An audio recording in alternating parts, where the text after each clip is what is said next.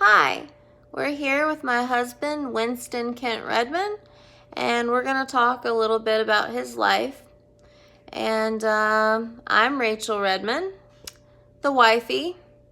So here we go. Winston, That's good.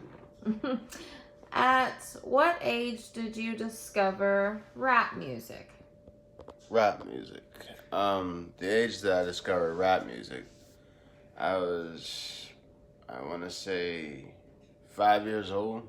Um, Everybody was into Crisscross, Vanilla Ice, um, and all kinds of things. And during this point in time in my life, I was living in uh, Erlangen, Virginia, and hip hop was like coming up pretty strong around that era. Um, but one of the main songs that we had listened to all the time was "Crisscross to make you jump, jump." So, like, I was always like, listening to that, and I feel like without music like hip hop, rap, R&B, even a little country. Like, country isn't my favorite, but I listen to some of it. But if you ask me, it's pretty depressing. Did it get you by through rough times in your life? Oh yeah, uh, it got me through a lot of rough times. Music was like a coping skill that I used, um, because I dealt with mental illness for a long time. I had mental illness since I can remember, and not everyone knew that I had a mental illness, but I did have a mental illness. I was diagnosed with attention deficit disorder at the age of 8. I was prescribed Ritalin, and nobody could understand why I couldn't do like others in school, like my brothers, my sister. They all made, A's and B's. I made C's and D's. And then it got to a point where it was like F's and D's. And it didn't seem how hard I tried. I just couldn't do it. And it wasn't because I didn't want to, because I wanted to. I didn't want to go home and be in trouble every day because I couldn't, do good in school. And music was like something that really helped me and like numb the pain, because at this point in time when I was like 8, 9, 10, 11, like music was all I had. It wasn't like I didn't know nothing about drugs. I heard about it or whatever. At that point in time I thought you could smoke marijuana and take one hit and it could possibly kill you. You remember,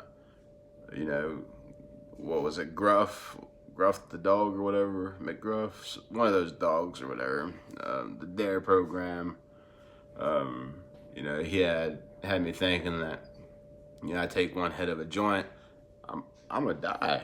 So I didn't think about drugs. I just thought that they were bad, which they are bad, to a certain degree. My cousin, I asked him one time, like, because I was really into church hardcore at one point in time, or I always had a mind to serve God and live right by God. But I asked my cousin Chucky, who is no longer with us, and I was like, Chucky, do you think it's a sin to smoke weed? And he was like, well, Kent, everything in moderation. You could, do things in moderation, and you could overdo things. And so that kind of stuck in my mind. I was thinking, well, if I could smoke weed every once in a while, I'd be good. But I tried that. I smoked weed for a while, and for a little while it was working as a medication for me. It was like the best medication. It helped my depression, anxiety. Well, actually, the anxiety, it didn't help so much with it. Like, I just would smoke and then be completely quiet. Everybody around me would be talking, and I'd just be like, I'd be afraid that I was going to say something stupid. I did the same thing. I, I think some of it stemmed too from, like, people always, down on me, call me retarded, stupid, or saying I'd say something that I thought was smart or whatever, and they'd be like, "Well, that's dumb." And I look back and realize that they were saying that because what I was saying was really real, and it was, something that was making them look dumb when I was saying it because it was the truth. I mean, I got into big arguments and debates with people and would be speaking actual facts as they would just be speaking nonsense, and I would even back it up, and then they would try to go around and say, well, that's what I said it was, like trying to make me look dumb or crazy or whatever. But music helped a lot growing up, and I even started writing at the age of 13. 13 is when I started writing and wanted to become a rapper. Is there anyone in particular that made you want to be a rapper, or was it always something that you felt that you could just be great at and maybe even be a rapper one day yourself? Well, Chucky, going back to Chucky, who is no longer Your here. cousin. My cousin Chucky, yeah. He was a poet. He had a poetry book, and he never gave me the opportunity to look at it. And he's never really shared a poem with me. So would you say he was your role model, basically, or your muse to make you want to start this path? He was definitely like my first inspiration to start writing, like especially poetry.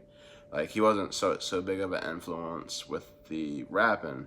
There's actually two guys who like inspired me to really want to become an actual rapper, and I haven't like fulfilled my dream yet as to where I want to be with my rapping career. But it was this guy named Mr. E and Mr. Gooden, Corey Gooden. I actually hit him up on Facebook and talked to him, and these two were really good rappers who should have really went somewhere. They've made it semi somewhere, like they're on Def Jam TV and stuff like that. But they're the ones that kind of inspired my rapping, as Chucky inspired my poetry writing. Even though he just loved to keep those poems to himself, and I just wish that I wish he would have handed me one to hold for the rest of my life, because I didn't just look up to Chucky because of his poems, but I looked up to him because he was a great person. He was like a big brother to me. He was always there for me to talk to. I was locked up for 8.5 years, and his phone was always available for me to call, and he would answer me and talk to me, and sometimes I'd be like, well, I gotta go, and he'd be like, what, did I say something to make you mad or something? Like, I gotta go, I only got 15 minutes on the call. And so, it's really, really, really nice having him around. And just a couple weeks ago, I lost him, and I kind of felt like I lost him a little earlier than that, because he came to visit, and he wasn't quite the same, like as he was before. I believe it was due to his drug addiction.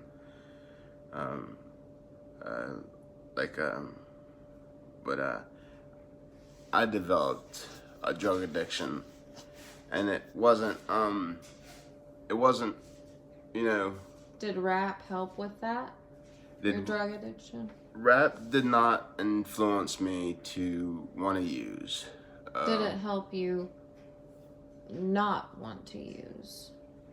Was it soothing to you, and just did it make you, maybe if you put on some rap music, maybe your favorite artist, and maybe like stay in your room and listen to it, would that help you not want to go out on the street and get drugs or get high?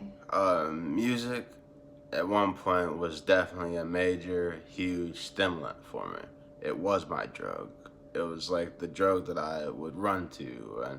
And my dad didn't like me listening to rap music or whatever. I remember borrowing CDs from the neighbors and putting it in the CD player and just booming it loud. And then my mom told my dad that there was cuss words. My mom or sister, somebody said, "Mom," my sister probably ran to my dad and was like, "Dad, Kent's listening to music that got cuss words in it." And so, like, I was home, like, just got home from school, and I put the CD in, and my dad ran downstairs and grabbed the CD out and just smashed it. And so my family wasn't too happy about me listening to rap, and they It thought. reminds me of the time I had the Marshall Mathers LP when I was in middle school. It turned up missing one day when I came home from school. I knew exactly what happened to it. What happened to it, if you don't mind me asking? I believe my mother destroyed it or threw it away. People think that music influences a person to act a certain way. That is not so. Like I know plenty of people that listen to all kinds of hardcore rap and don't even use drugs, because a lot of rap music talks about drugs, killing, and all that. I know tons of people that use music, rap music, hip hop, whatever you want to call it, that talks about killing, drugs, bitches and hoes, excuse my language. They use this not to, go and try to be the best drug dealer or to be the best pimp or whatever it may be. They go and use this to amp them up to be good at, to motivate them to get a better workout. Like, they're not just using this music to, for negative. They're taking negative energy and putting it on the treadmill, putting it on the weight pile. That's what, it does good for people. Like music has been a big help for me. And I try to help. It can also be educational in some ways. Yes, it can be. You're definitely right about that. Like, I was in college, and my music introduction teacher, we were talking about music, and he said that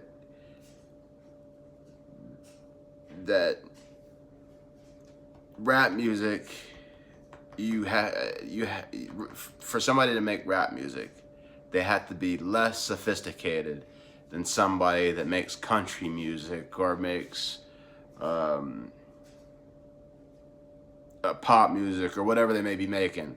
He was saying that that a person that makes rap music is less sophisticated, which to me, in my eyes, what that teacher was voicing was something that was racist, because it's mainly black people in the rap community, and now white people are starting to evolve into rap music, and they're doing a really great job at it.